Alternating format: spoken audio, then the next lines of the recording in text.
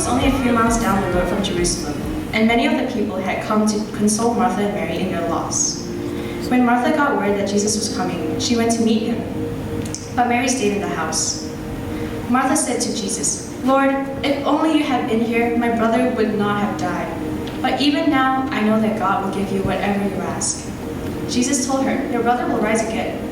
"Yes," Martha said, "he will rise when everyone else rises, at the last day."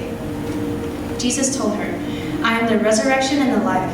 Anyone who believes in me will live even after dying. Everyone who lives in me and believes in me will never, ever die. Do you believe this, Martha?" "Yes, Lord," she told him. "I have always believed you are the Messiah, the Son of God, the one who has come into the world from God." Then she returned to Mary. She called Mary aside from the mourners and told her, "The teacher is here and wants to see you." So Mary immediately went to him. Jesus had stayed outside the village, at the place where Martha met him. When the people who were at the house consoling Mary saw her leave so hastily, they assumed she was going to Lazarus' grave to weep. So they followed her there. When Mary arrived and saw Jesus, she fell at his feet and said, "Lord, if only you had been here, my brother would not have died." When Jesus saw her weeping and saw the other people wailing with her, a deep anger welled up within him, and he was deeply troubled. "Where have you put him?" he asked them. They told him, "Lord, come and see." Then Jesus wept.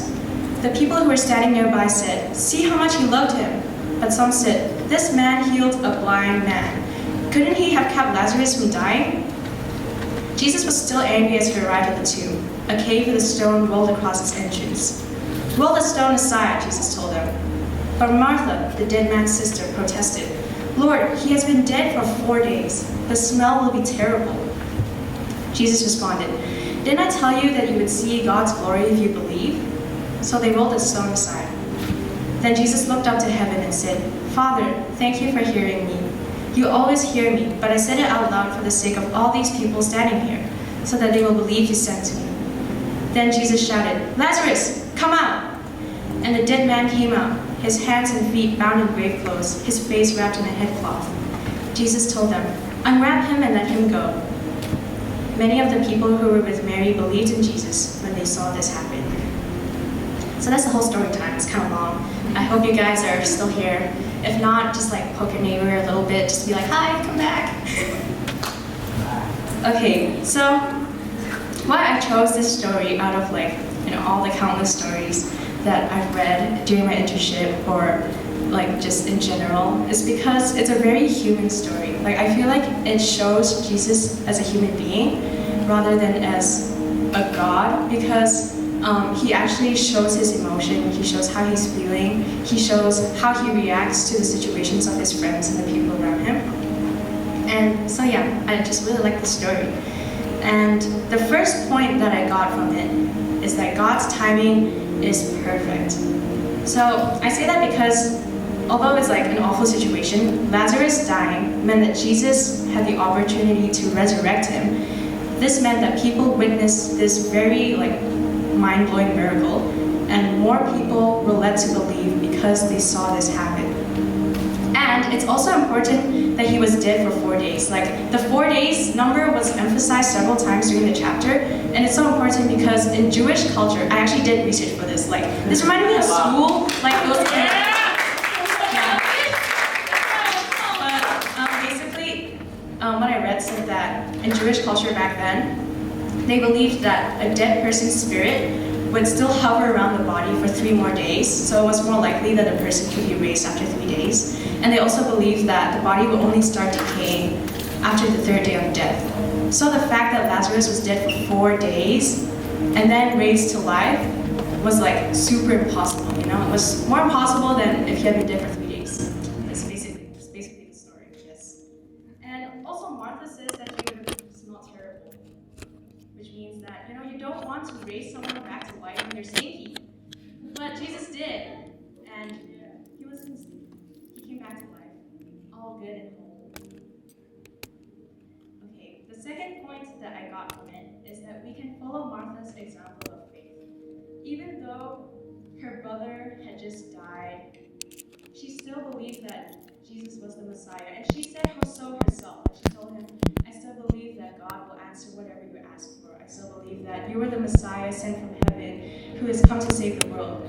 And this is like a really rare proclamation from someone during this time period in the Bible, because not that many people understood that Jesus was the Messiah, but she did. And she even exhibited this faith after the fact that she and her sister had asked Jesus for help. And he hadn't helped them. He took forever to help them. Like, he came like 2 days late. Like, he came, yeah. Anyways, sometimes it's but yeah. And it's just like Martha was still faithful through it all. And because she remained faithful in Jesus, she became a better person. She received a revelation from it that she wouldn't have otherwise, and she built a closer relationship to Jesus because of this. And lastly, my third point is that Jesus understands how we feel as well as the impact of death. Like, you can see it says Jesus was deeply angry and troubled. And you might be wondering why he was so like angry and troubled, and he even started crying after he saw where Lazarus was buried. Because if you think about it, Jesus himself, before he had gone to see Lazarus, had said, "Oh, Lazarus isn't gonna die now. Like, I'm gonna like wake him up again." So he knew that Lazarus was gonna be resurrected, but he was still sad. Like let's say let's say Kyla died. Oh my God. And Amy knew that Kyla would be risen back to life. I don't think he'd be really sad, right? Like, would you feel sad if you knew that the person who had died would come back to life? No, exactly. But Jesus still felt sad. Like, why did he feel sad? And I think it just shows how Jesus could empathize with people. Like, he saw Mary and Martha's friends like crying their eyeballs out, and he felt so angry and so sad by it because he saw the impact that death had on people. So basically the impact that sin has on us. And it just like, I guess it like really just did something in him, like to his heart, just broke his heart to see people like suffering in that way. And it also shows how much Jesus loved Lazarus and how much Jesus loved Mary and Martha. Because he was crying so hard, he was grieving alongside them. He wasn't just like, "Oh yeah, he's gonna be risen alive. Why aren't you guys crying? Like, I already told you, bro." Like, no, he was crying alongside them to show them that he supported them and he understood how they felt and that he felt sorry for them and that he was sad because of it too. And the other people, like Mary and Martha's friends, who didn't even know Jesus, like could see that Jesus loved Lazarus so much, and that's just incredible.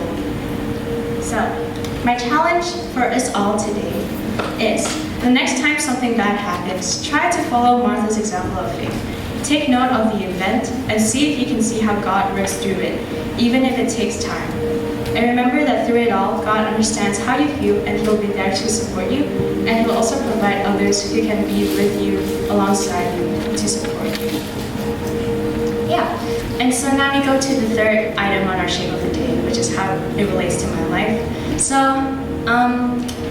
when I was reading it, the story, I was reminded of this time when I asked my dad for help with something. So basically this ladybug had like landed on my arm, and I was like, "Oh cute, it's so cute and small," and then it bit me, and it actually hurt so much, and then I was like, "Dad, can you get it off?" Because I was like frozen. I was like, ugh. And then he took forever to come and get it off, and it was still biting me, and now I'm traumatized from bugs. Yeah.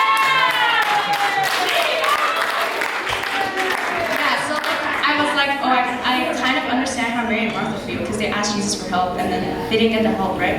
But I think it's like God's timing is perfect. And another situation of my life that this relates to is I've been telling my small group this, and they're probably sick of hearing it, but I failed my N twice, and it's just so annoying because I know that I'm like a pretty decent driver. Like, I can drive without like crashing into people and stuff. So, and I failed over very small reasons too. So I'm like, God, why didn't I pass? Why did you, like, I want to drive, and I could drive people to youth, I could help, like, transport things to Alex's house when we had summer camps, but, yeah, I don't know why God said no those 2 times, but He did, and I just have to believe that His timing is perfect, and I have to keep putting my trust in Him, because I know that if I keep doing it, He will build me up to be a better person. Maybe He'll teach me patience through this. I'm a very impatient person, so yeah, maybe that's something good that will come out of it.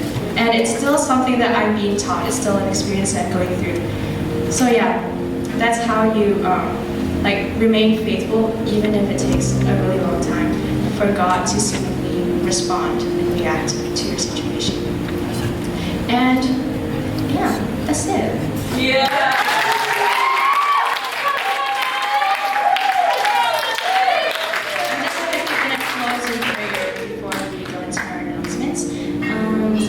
Left hand and our right hand, smack together. Dear Lord, thank you again for this group of people, and thank you for the message that you've spoken to them through me, Lord. And I just pray that as they go into their week and the rest of their lives, Lord, that they will remember it, Lord, and keep it close to their hearts, and especially going into the school year when many things might seem as if it's going wrong and many things might be uncertain, that they will just remember that you are strong and powerful through it, Lord, and that if they remain faithful in you, that they will see the light at the end of the tunnel, they will understand why one day, and that you will build them up to be a better person. In your name I pray.